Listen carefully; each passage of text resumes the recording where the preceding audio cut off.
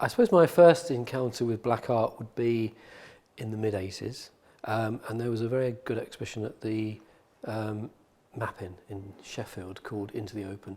I suppose you'd call it a survey show organised by the gallery in Sheffield. It was the first time I think there'd been a group exhibition of, I suppose, a younger generation of black British artists or black artists working in Britain. And for me that was a revelation because I didn't know very many of the names in the show. So that for me was, I suppose, my first encounter with something that was called black art with a capital B and a capital A. But before that I'd seen shows in London, small shows in small galleries by people like Eddie Chambers and Keith Piper. I remember Keith's show which was called Past Imperfect, Future Tense. And I thought of that whole group of artists that I was starting to see their work, that Keith was in a way the most interesting because the work, we can perhaps talk about why in a minute. But around this time in the mid-80s I was getting a lot of inquiries from Eddie Chambers, who was a very vocal young activist artist, I suppose, who was sending out requests to show his work virtually every other month. So you get these, and in a way you couldn't ignore Eddie. He's very persistent, and I did like his work. I went to see a show in London. It was very powerful, and I'd said to him, well, we'd like to do an exhibition at some point, but maybe not on your own, perhaps as a group show. So he knew that we were interested, and we liked his work, but it was finding the right context, and that eventually came when we did a show called Black Skin, Bluecoat in 1985, which was a year after the Mappin show.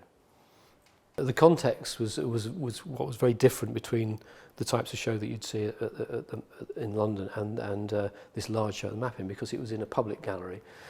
It was a big group show. It had some visibility, which a lot of the shows in these smaller galleries certainly didn't have. It was very much sort of word of mouth. This was all pre-internet, so you found out about these things through listings and people telling you, have you seen that show? And because I was in Liverpool, so I wasn't actually in London, so it would be something I'd fit in if I went down to see someone, have a meeting in London. I'd pop in and see some show at the 198 Gallery in Brixton or wherever. It was hugely important, the Mappin show, because it did bring this work together in a serious way. It was curated, and it had a breadth of work in there which you hadn't seen anywhere else before. And this was a long time before The Other Story, so it was a very key moment, I think. So that was the main difference, was just that the context, that he was a publicly funded gallery, very prominent in a big city, showing the work of mainly unknown artists.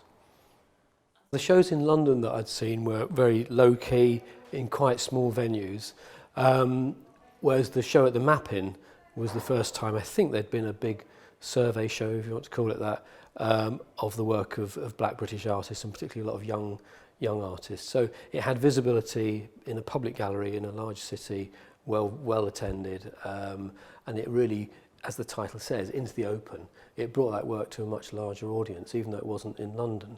And I think actually that difference between what was happening in London and what was happening in the regions is very significant. That it took a long time for a big London public gallery to do such a similar show. Whereas these, In the Open was quite a big show, but there were smaller group shows happening in the Midlands and in the north of England before they happened in London. And I think that says a lot about the way this work was regarded, or actually was ignored, until Into the Open at the Hayward in the late 80s.